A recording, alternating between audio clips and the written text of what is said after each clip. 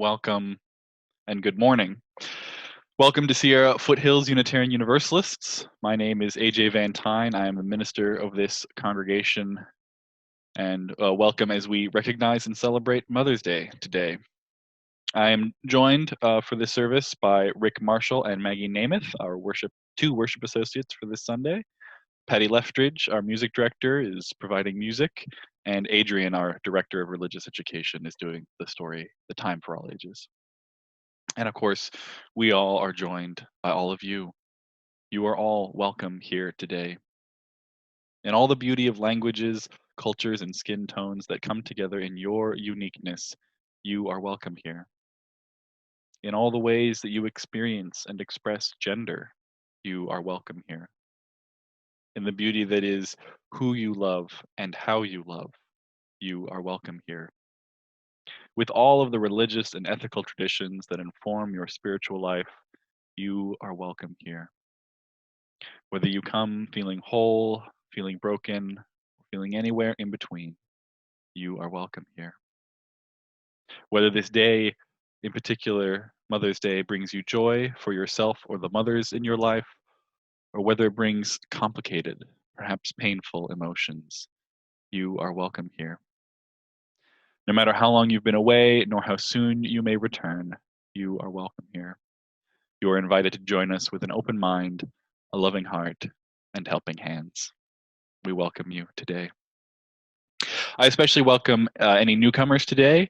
The virtual services that we have are not so very different from our regular services, although each service is a little different from the others, so do come back a few times to get to know us. But one big difference is that near the end, we all get assigned into breakout rooms, as you may have been in at the beginning for the gathering time, and we get to share based on some of the prompts from the breakout room leaders. So I encourage newcomers to stay through the breakout sessions. It'll give you a good idea of how we are sharing and caring for each other in this difficult time. And if you don't feel like sharing, whether you're new or old, I shouldn't say old, a longer time member, if you don't feel like sharing, that is perfectly okay. You may just say so and let the facilitator know. And we've gotten some feedback that it's helpful to let people know what those reflection questions will be ahead of time. So I will be posting them into the chat and I'll read them to you now. Let me navigate to the chat, post that. What is a time when you have acted in the role of mother or parent to someone other than your own child? Name one way that being a mother or parent or helping someone else through a threshold has changed you. What can you do this week to bring some mother energy to someone in your life? Back to addressing the visitors, if you're a newcomer or visitor, if you've not done so yet, please fill out the newcomer welcome form. It is found in the visitors section of our website, so that you can find out more about what's happening each week here in our Zoom room and within our community. And one of the big ways of doing that is that you'll be signed up for our weekly e-beacon email, which has announcements. And just a few things to highlight from that. First is to remember that we have our spring auction completely online this year. It will be our Laugh-A-Lot Zoomathon fundraiser. The online auction will go live next Sunday, May 17th, and it will be available throughout the week until the evening of Saturday, May 23rd, when we will have our Zoomathon event right here in the Zoom room with music, entertainment, and fellowship from 7 till 8-ish. Two other important save the dates. May 31st, after the service, will be our budget forum. Next year's proposed budget will go out about a week before this, and this budget forum will be your chance to ask questions and make sure that you're prepared for the annual meeting on June 14th, where members of this congregation will vote to approve the budget and elect the new slate of leaders for the next year. So that annual meeting is on June 14th. But the budget forum is on May 31st. Those both will be taking place right after the service on Sunday morning. And just one quick reminder before we really begin the service, the sound on the videos for the hymns that we'll be singing, some of them are a little bit quiet, so you may need to turn your volume up just for the hymn pieces. So we're working on that technical piece. Now to begin our service properly, I invite Rick Marshall to read our chalice lighting and to lead us in lighting our home chalices if we have them. So, Rick, unmute yourself and let me find you. Got it.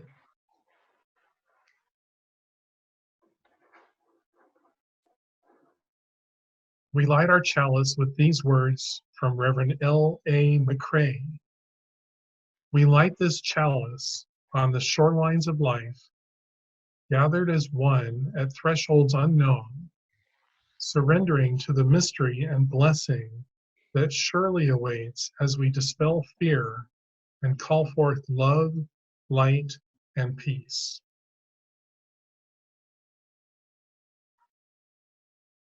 And now our opening hymn is number 1019, Everything is Possible.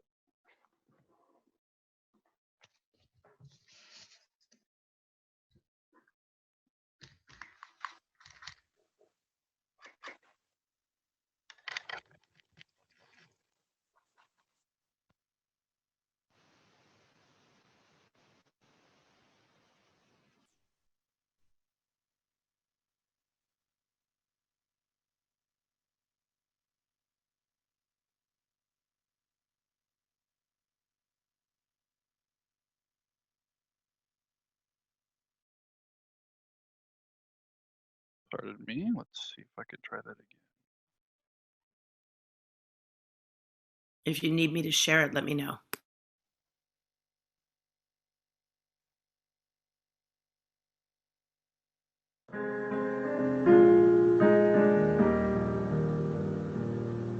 We've cleared off the table, left orders saved, washed the dishes and put them away. I've told you a story, tucked you in tight at the end of your knockabout day. As the moon sets its sails to carry you to sleep over the midnight sea, I will sing you a song no one sang to me. May it keep you in good company. Oh, you can be anybody you want to be. You can love whoever you will. You can travel any country where your heart leads, and know that I will love you still. You can live by yourself, you can gather friends around, you can choose one special one, and the only measure of your words and your deeds will be the love you leave behind when you're gone. There are girls who grow up strong and bold. There are boys quiet and kind. Some race on ahead, some follow behind, some go in their own way in time. Some women love women, some men love men, some raise children, some never do. You can dream all the day, never reaching the end of everything possible for you. Don't be rattled by names, by taunts, by games, but seek out spirits true. If you give your friends the best part of yourself, they'll give the same back to you. Oh, you can be anybody you want to be. You can love whoever you will. You can travel any country where your heart leads, and know that I will love you still. You can live by yourself.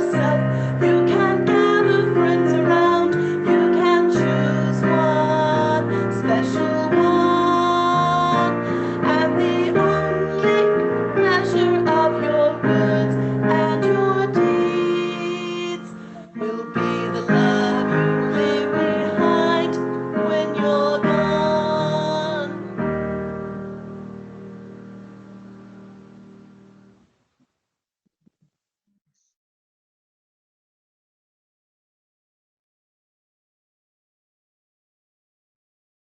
Good morning, everyone. That's a wonderful song. I love it. I do too. So I wanted to share today some thoughts about Mother's Day from some of my own personal practices.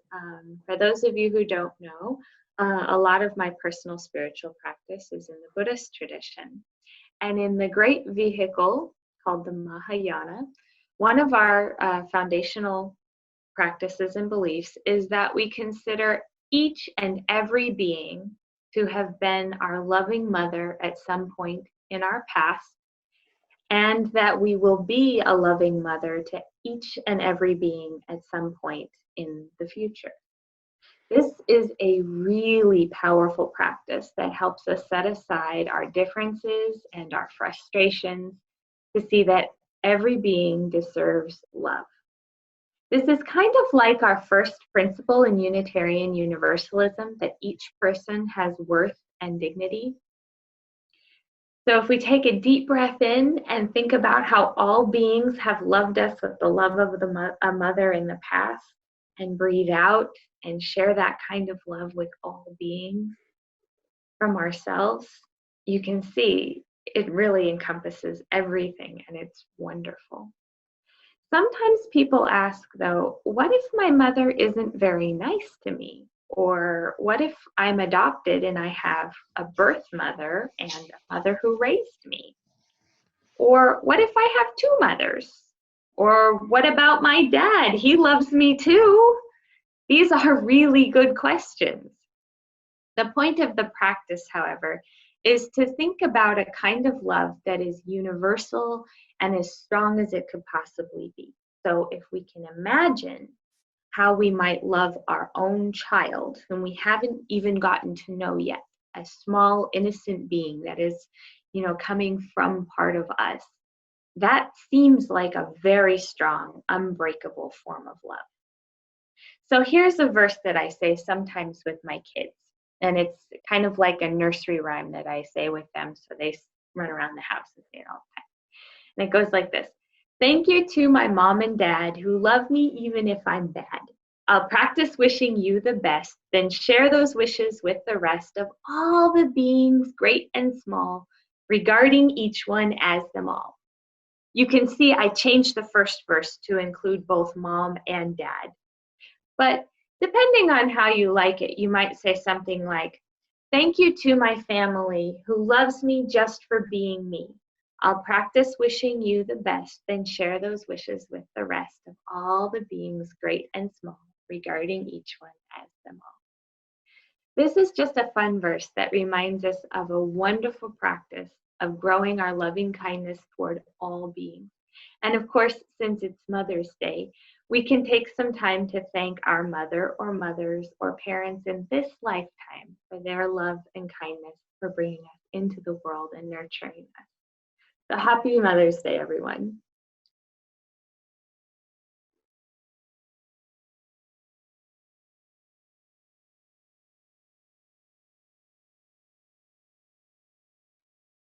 No, but Rick, there we go. I mute myself. Okay. So you may not be surprised to learn that I expressed interest in participating in today's worship service before I figured out that it would fall on Mother's Day. As the realization dawned, I sought to figure out what I could contribute to the occasion. I don't have any biological children, but I have had occasions in my life to play a role that resembled parenting. I'm using the term parenting in the sense of any occasion to help someone else through their own life transitions or thresholds, to use the theme word for this month. An early example: my housemates in college often referred to me as the house mother in recognition of my ongoing practice of schooling them in such basic skills as good manners, which was some sorely needed parenting in a house of 10 college-age men. In my own family, Paul's son David was already 23 years old when we met, so no parenting practice came from the experience of developing that family relationship. Instead, I skipped directly to the grandparenting phase, to two kids who are now high school teenagers. This role is now playing out as David's son Jonathan considers options on the threshold represented by his completion of high school this week. Paul and I have been happy to share our different experiences with college education and have this inform Jonathan's decision to, well, we don't know what yet. There are other ways to parent someone, even your own parents. As my parents were in the threshold period of the last years of their lives, my sister did an amazing job helping them deal with doctor's visits, trips to the emergency room, and subsequent rehab stays, and so much more. Paul and I were able to be with them on some occasions, but with the travel logistics from one end of California to the other, Deanna ended up doing the lion's share of the family caregiving in this case. My own experiences of parenting my parents during these years are, as a result, even more precious memories for me. One time when I was staying at the family home, one morning I discovered my father had apparently fallen in the bathroom during the night and cut his head. He didn't even know it had happened and went back to bed, where his pillow acted as a bandage of sorts and stopped the bleeding, thankfully. My sister was already at work for the day, so I took him to the emergency room, which strikes me as a classic role reversal as we cross the threshold into the phase of parenting our parents. He recovered from the fall, although he had to wear a neck brace for several weeks afterward. My last example of me in a parenting role comes from the other end of the seriousness spectrum, as we have recently adopted two cats. In this case, it turns out I'm very much a helicopter parent, nervously hovering over each new step of their exploration of their new living space, especially the backyard. All of these situations offered me the opportunity to parent someone else, sharing what I have learned and experienced, and hoping that it will meet the needs of that someone in that threshold moment. I have considered each of these parenting relationships a real blessing in my life.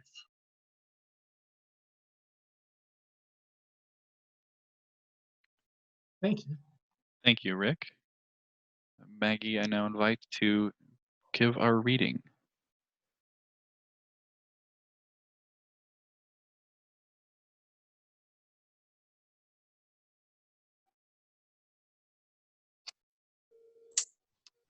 For All the Mothers by Linda Susan Ulrich.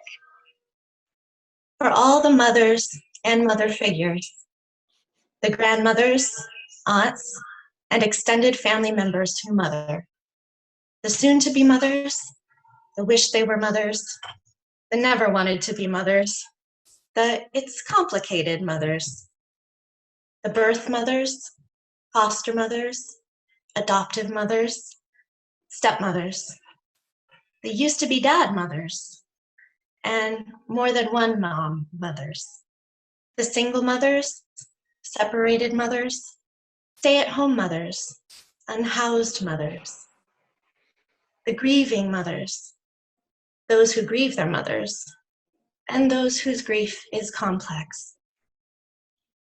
For all the communities that mother, and for all who depend on the great mother, you are held and beloved.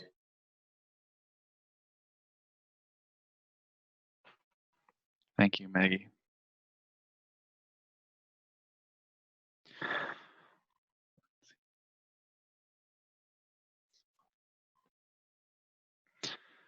I invite you all into a time of meditation, prayer, and reflection. as I offer this prayer adapted from Reverend Victoria Weinstein.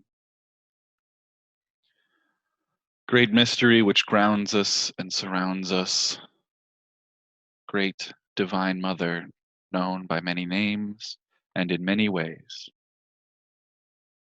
We reflect in thanksgiving on this day for all those whose lives have nurtured ours, the life-giving ones who heal with their presence, who listen in sympathy, who give wise advice, but only when asked for it. We are grateful for all those who have mothered us, who have held us gently in times of sorrow, who celebrated with us our triumphs, no matter how small, who noticed when we changed and grew, who praised us for taking risks, who took genuine pride in our success, and who expressed genuine compassion when we did not succeed. On this day that honors mothers, let us honor all mothers, men and women alike, who from somewhere in their being have freely and wholeheartedly given life and sustenance and vision to us. Dear God, Mother, Father of us all, grant us life-giving ways, strength for birthing, and a nurturing spirit, that we may take attentive care of our world, our communities, and those precious beings entrusted to us by biology, or by destiny, or by friendship, fellowship, or fate. Give us the heart of a mother today. And with such a great heart full of compassion, the community of this congregation holds the following joys and sorrows in the spirit of love and sacred companionship. Mary Lou Bailey shares that she has recently become closer to her daughter, Catherine, since a family trip to London in September. And since the pandemic quarantine began, they talk every day. Mary Lou feels blessed for her and her daughter to finally have become friends. Janine Munier requests good thoughts for her California cousin, Brian. He is in the hospital with a brain aneurysm and is isolated from his family by many miles. They did a procedure that should help on Friday night, but they are still waiting for positive news.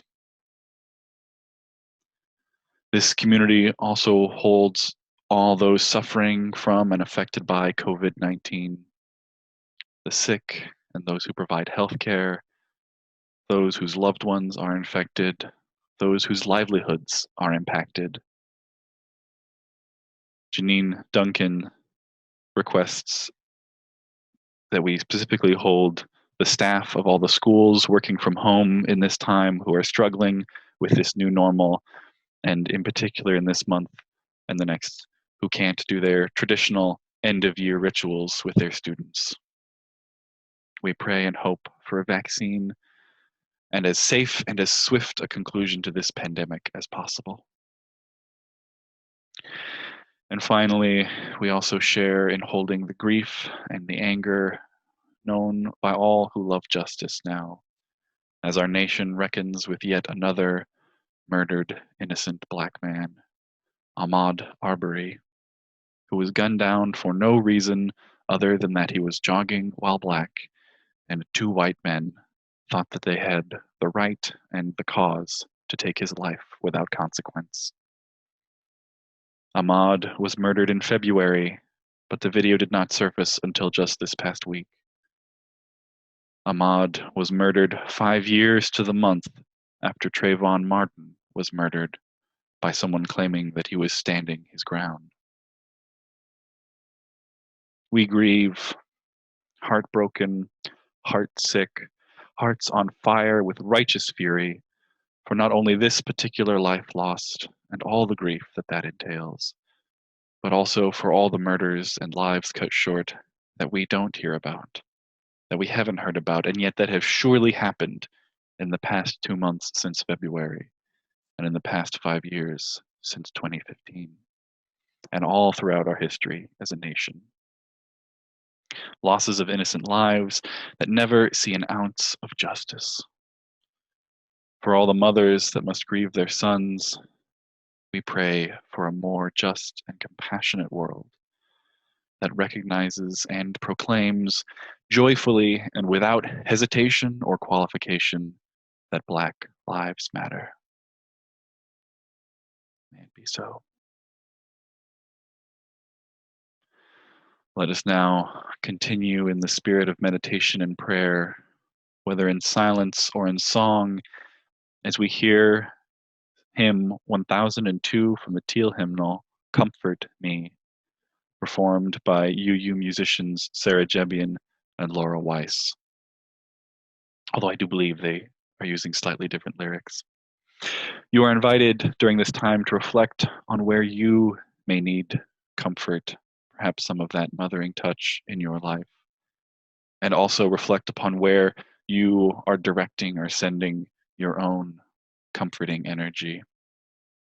And you may share these thoughts in the chat as we hold both the deep desire for comfort and a deep commitment to comfort others.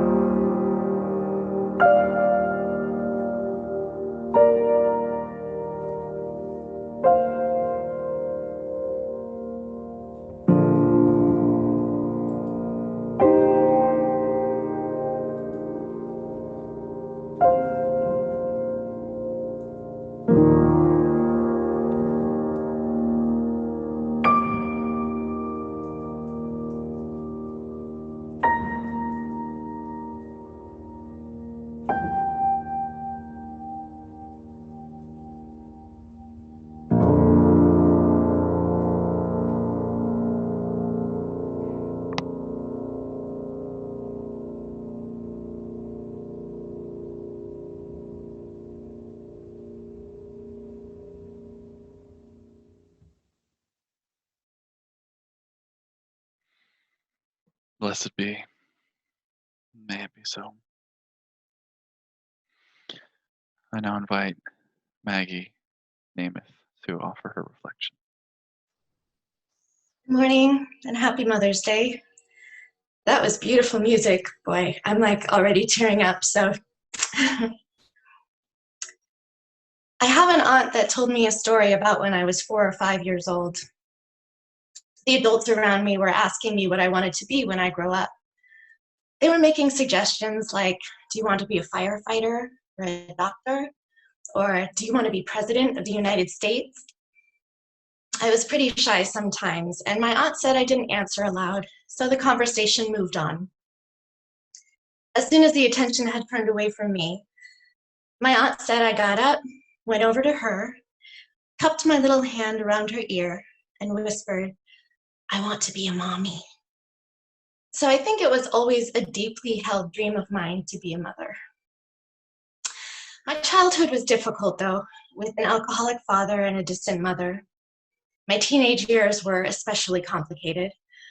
I had deep feelings of hatred for myself, depression, anxiety, and I acted out many negative behaviors. I didn't understand why I felt that way or did those things. I was overreactive and really afraid. It was around 11 or so that I began saying I never wanted to get married and I never wanted to have children. But then I met and fell in love with Randy, and we were together for 7 years and married for 2 when we started to discuss having children. He really wanted to, and I was really, really scared to. I remember we were on a trip to Disney World, and I was actively trying to talk him out of having children. I pointed to the unjust, awful world and how expensive it was to raise kids and that we wouldn't get to go on nice vacations like the one we were on right now. I really argued with him. I was terrified of having children. This was an important threshold in my life.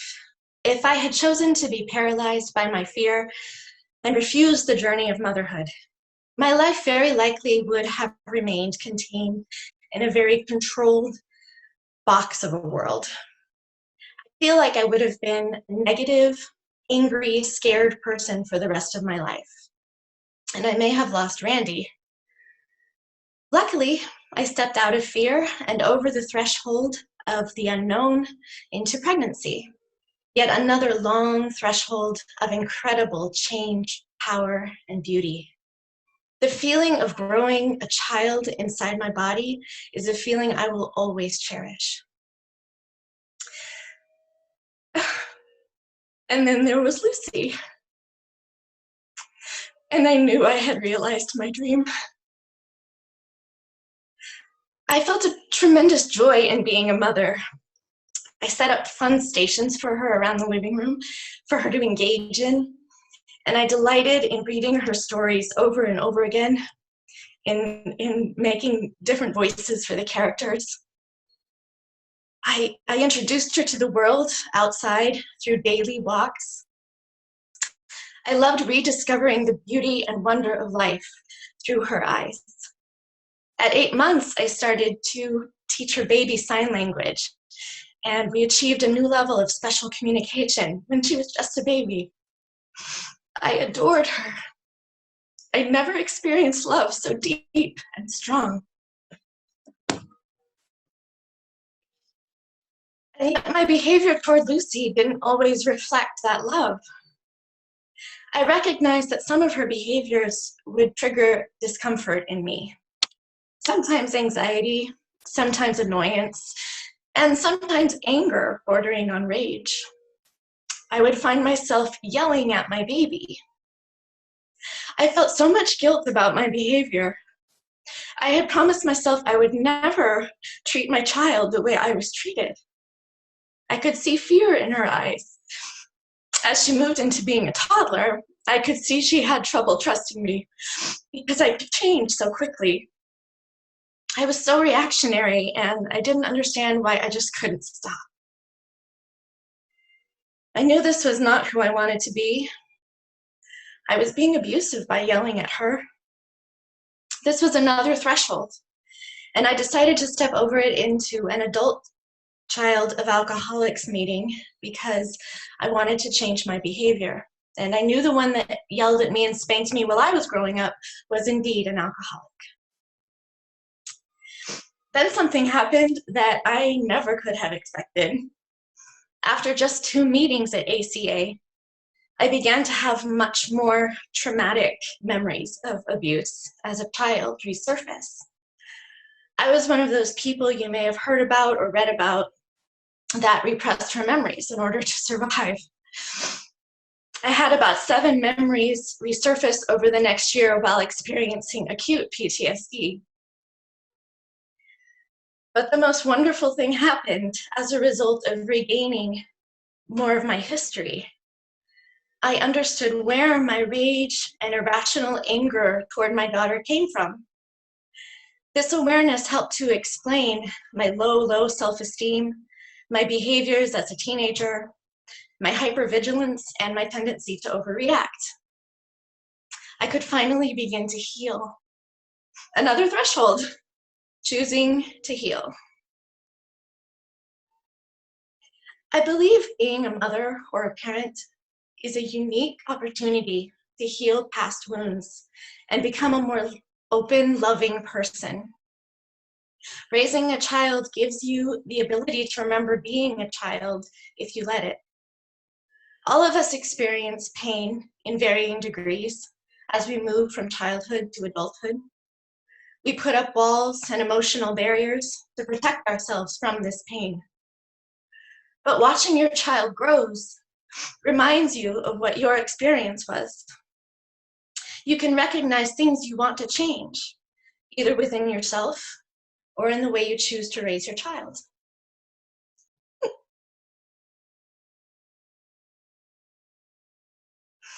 My daughter is 13 years old. She is confident, loving, helpful, has a great sense of humor, and most of the time, she is happy. We have wonderful conversations about life and her experiences. She has dreams for the future and mentions children periodically as part of those dreams. She smiles at me, hugs me, tells me she loves me, and trusts me. This is the 13-year-old I wish I could have been. It's so beautiful to me that she is who she is today, partly because of me. And I am who I am today because of her. Thank you so much. Thank you, Maggie. I want to invite us to just have a moment of silence and hold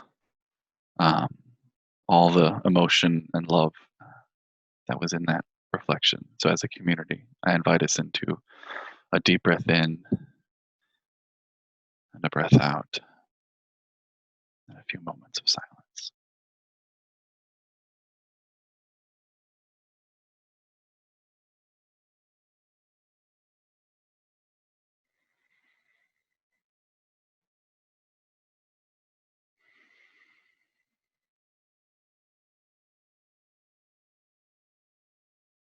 Thank you.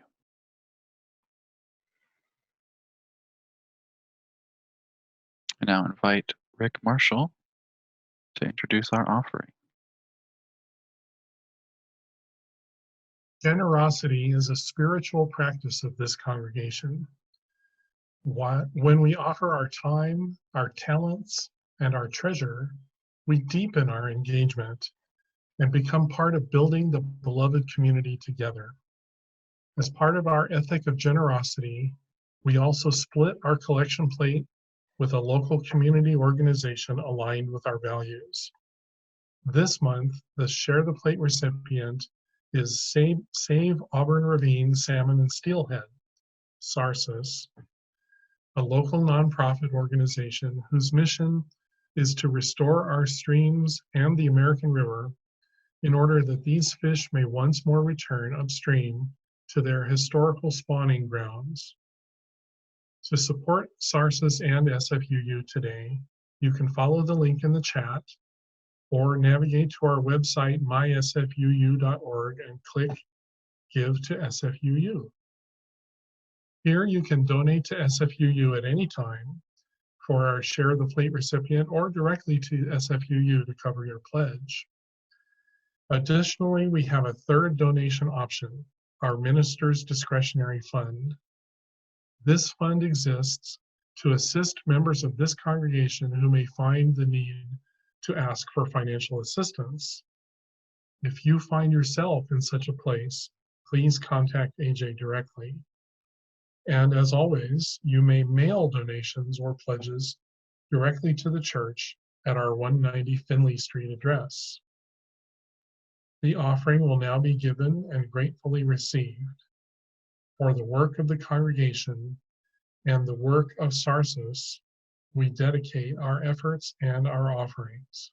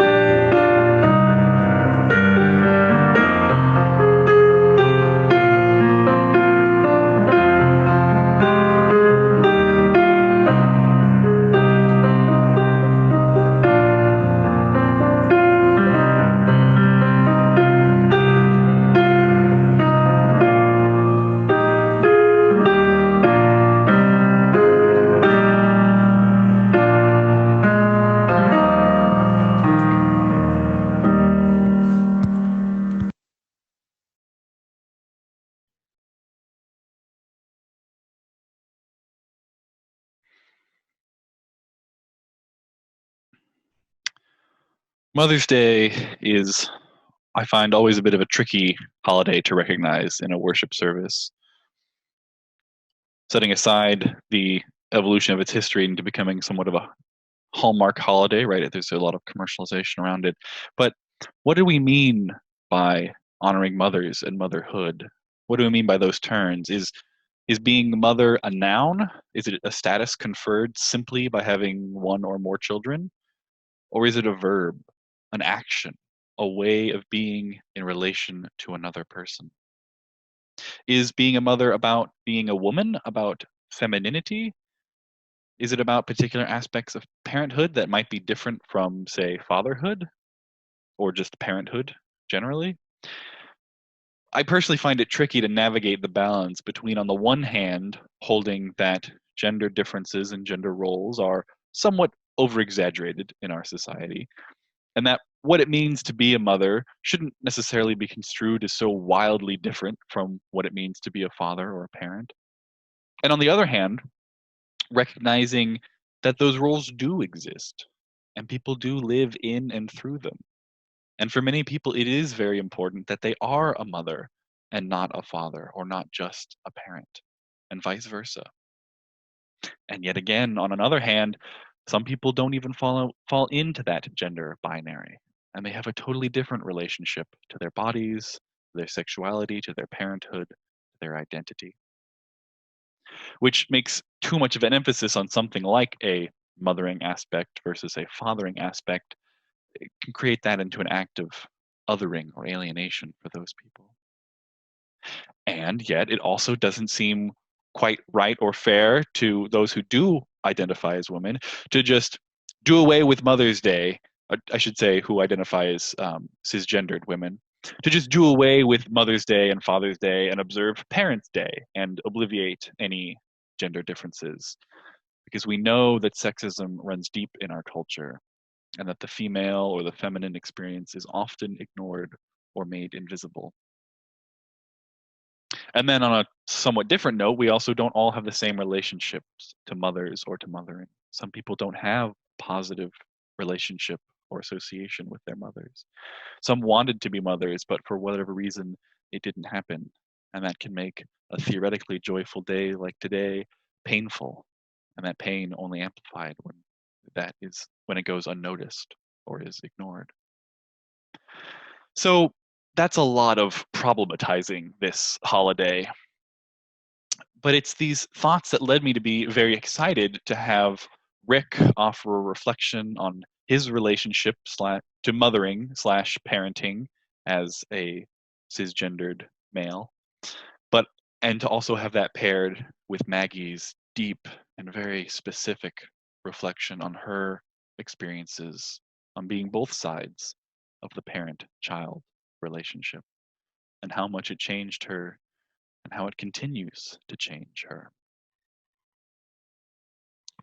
It matters how we carry each other and ourselves through the thresholds of our lives.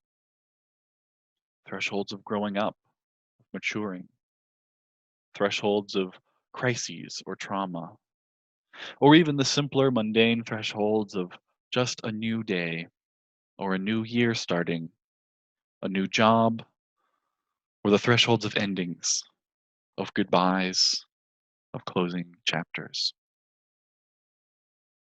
How we treat others and ourselves in these moments is so important and impactful. And I think that regardless of our own gender identity or expression, whether we claim any dependence on our taxes or have ever or have never, I think we might each do well to try and imitate what we understand mothering to be. We are all experiencing a time of extreme difficulty and change with this pandemic. A threshold indeed for each of us individually and for our larger society and indeed the world. Perhaps as we transition through this, perhaps we all need a little mothering. Perhaps we all need to mother each other a little. We can help see each other through life's changes and thresholds, especially in times of crisis and uncertainty, by leaning in with compassion and commitment, and allow ourselves as well to be transformed by that experience and the encounter with another. Just as Adrian was saying in The Time for All Ages, what would it be like to treat everyone you met like your beloved mother? Like the beloved divine mother, even, the source of all life, worthy of that respect and admiration. Or to treat everyone as if you were that divine mother, that benevolent and caring energy, in a relationship that is both specific, unique, and at the same time universal. Perhaps in these times, perhaps in all times, we all could use a little mothering. May it be so. We will now have our closing hymn, also from the Teal Hymnal 1012, When I Am Frightened.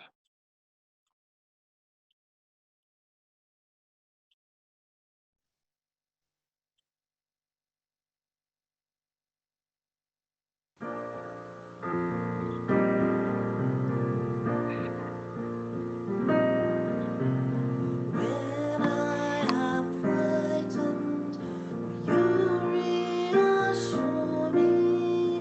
When I'm uncertain, you hold my hand. Will you be strong for me? Sing to me quietly. Will you share some of your stories with me? If you will show me compassion,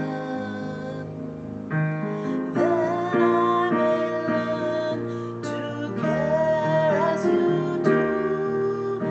Then I may learn to care. When I am angry, will you still embrace me? When I am thoughtless, will you understand? Will you believe in me? Stand by me willingly. Will you share some of your questions with me? If you will show me acceptance, then I may learn to give as you do. Then I may learn to give.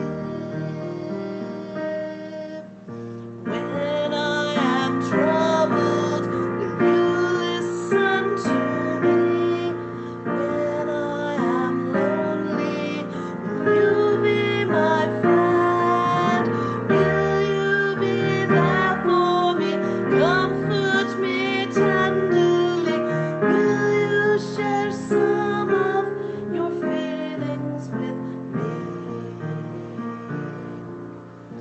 If you will show me commitment, then I may learn to love as you do. Then I may learn to love.